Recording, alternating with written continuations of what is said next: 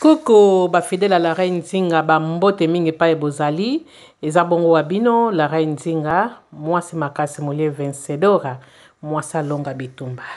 Bon, leo na memeli bino video moko, na banzi bino bozo mona, avant kuna banda koloba, bozo comprendre déjà, loko nini oye kweli mwana mwasi oyo. Mingi ba koloba ke non, eza maladi, eza maladi, mais eza maladi te. Eza maladi te, eza kaka ba biloko toluka na mokili kaka. Biso surtout biso basi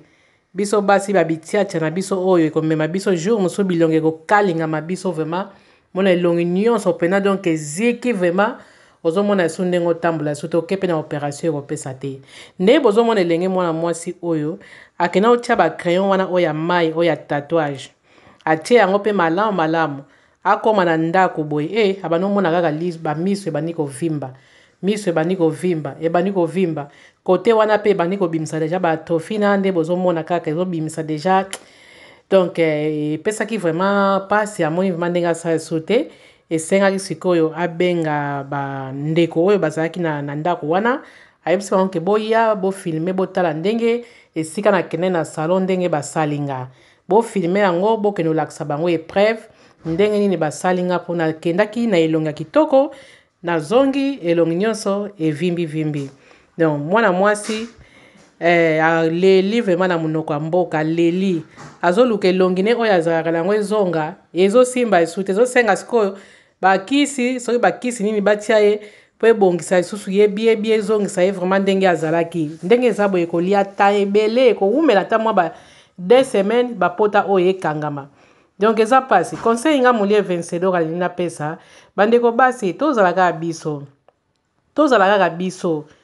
tolingi mindondo ya minene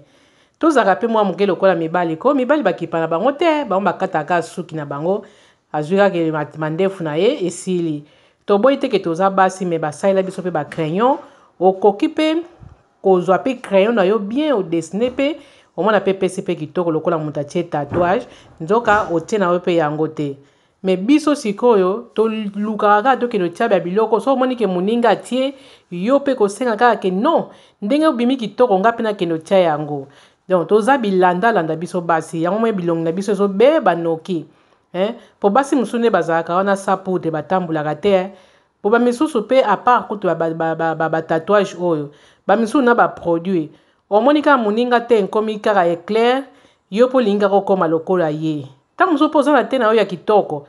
mafuta nini opakolaka lakisanga bata mokili mpe komo tele bazalaka bango mitema mabe omwa balakisi yo mafuta moko ya mabe ntango yo kotia ebebisi yo nsima nango otali lisusu televizio omoni lisusu kote mosusu yango ozomona basi mosusu sa poudre batambolaka te ava tambola fa tia poudre soki atie poudre te atambolaka te yango na ndeko mwasi oyo kolela te milela nde yo moko oloyenge oyo efuti yo vraiment omoni mpa yo komi mbala nsima kosala yango lisusu te oyo nyonso oyo eza kaka oyo tosalaka yango mpe ezongelaka biso kaka na bandi ozwi mayele mbala nsima eloko oyo okozongela yango lisusu te eza koseka te naseki yo te me eza ke makambo boye esalaka vraiment bien te tika tomona yango mpo tozwaka mayele biso nyonso tozwaka mayele bon na bandi nazotiela bino kaka video bino moko bolanda ye moko ndenge nini abandaki koloba na douleur mpe na pasi na motema ndenge akomi tolanda merci beaucoup bye lobako mama mpona nini okomi boye na elongi natiaki bacrayon ya mai ya tatouage mpona nini bote te bote siko boye komi lisu kitoko makasi nakomi neti goring mais siko boye ndenge esali yo boye est ce que un jour kozongela so babote to kotikala naturel te jamais na otia sute conseil nini ozopesa na baoyo bakweli likama oyo te lokola yo bameka lobako mama mpona nini okomi boye na elongi natiaki bacrayon ya mai ya tatouage mpona nini bote te bote siko boye komi lisu kitoko makasi nakomi neti goring mais siko boye ndenge esali yo boye est ce que un jour kozongela so babote to kotikala naturel te jamais na otia sute conseil nini ozopesa na baoyo bakweli likama oyo te lokola yo bameka